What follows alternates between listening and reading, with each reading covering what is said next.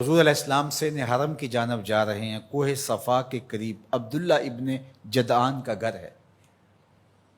قریب سے گزرے تو آگے سے ابو جہل آ رہا ہے۔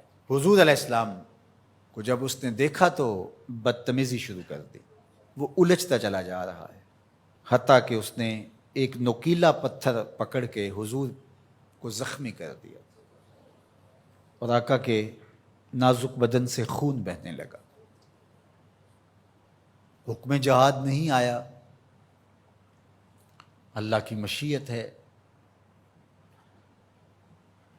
حضور علیہ السلام وہاں سے سین حرم میں پہنچے، آب زمزم سے اپنے زخم دھوئے اور اللہ کے حضور سجدہ ریز ہو گئے۔ مالک تیرے رنگ،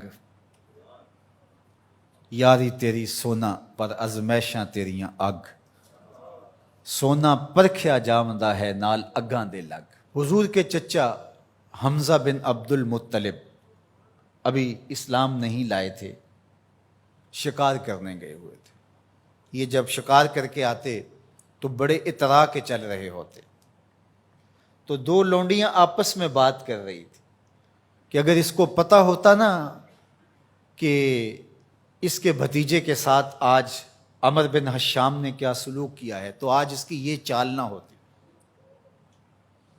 تو حمزہ بن عبد المطلب کے کان میں یہ بات پڑ گئی، اللہ اکبر، رک گئے۔ وہ جو فاخرانہ چال تھی تبدیل ہو گئی۔ تجسس سے پوچھتے ہیں کیا ہوا، انہوں نے ساری کہانی سنائی۔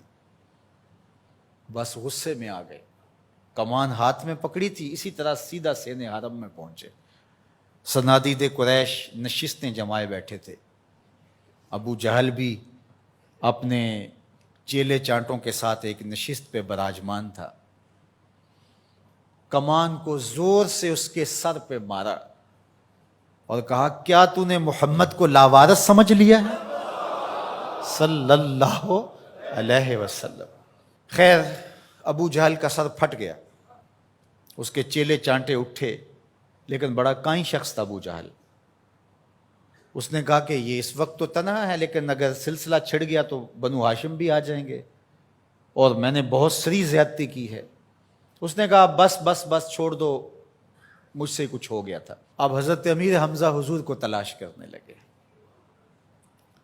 اور حضور سین حرم میں سر جھکائے سجدہ ریز تھے، اور یہ جا کے پاس کھڑے ہو گئے، یا ابن اخی، اے میرے بھائی کے بیٹے۔ حضور نے سر نہیں اٹھایا۔ پھر انہوں نے کہا یا ابن اخی، اے میرے بھائی کے بیٹے۔ حضور پھر سجدے میں سر رکھ کے رو رہے ہیں۔ پھر انہیں تیسری مرتبہ کہا یا ابن اخی، اے میرے بھائی کے بیٹے۔ حضور سجدہ ریز ہے۔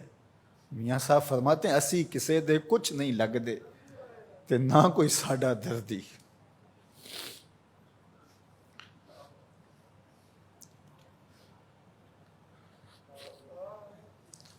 خیر حضور نے سر انور اٹھایا تو کہا بھتیجے تو خوش ہو جا، میں تیرا بدلہ لے آیا ہوں۔ حضور نے بڑی بے نیازی سے کہا کہ چچا مجھے کوئی خوشی نہیں ہوئی۔ کہا میں اتنے بڑے سورما کا سر پھاڑ آیا ہوں۔ کہا مجھے کوئی خوشی نہیں ہوئی۔ بخت یاوری کر رہا تھا۔ دوسرا جملہ کہا تم کیسے خوش ہو گئے؟ کہا جس رب کو میں مانتا ہوں اس کو تم بھی مان لو، یہ میری خوشی کا سامان ہے، اگر مجھے یہ دے سکتے ہو تو کہا پھر دیر نہ کیجئے، ابھی اپنی غلامی میں شامل کر لیجئے۔ یہ ہوتی ہے اپنے مشن کے ساتھ وابستگی۔ ہم اپنے چھوٹے چھوٹے سطحی مفادات کی وجہ سے کتنے بڑے دینی نقصان کر دیتے ہیں، اور ہم جان رہے ہوتے ہیں کہ میری اس ذات سے یہ نقصان ہو رہا ہے، لیکن ہمارا نفس اتنا بڑا ہوتا ہے۔ لیکن یہاں مشن کے ساتھ وابستگی دیکھیے۔ وہ کہتے ہیں کہ بھتیجے بتاؤ تم کیسے راضی ہوتے ہو؟ تو جو حضور بولتے ابو جہل کے ٹکڑے ٹکڑے ہو چکے ہوتے چند لمحوں کے بعد، لیکن کہا نہیں، میں اس سے راضی ہوتا ہوں کہ جس رب کو میں مانتا ہوں وہ اس کو تو مان لے.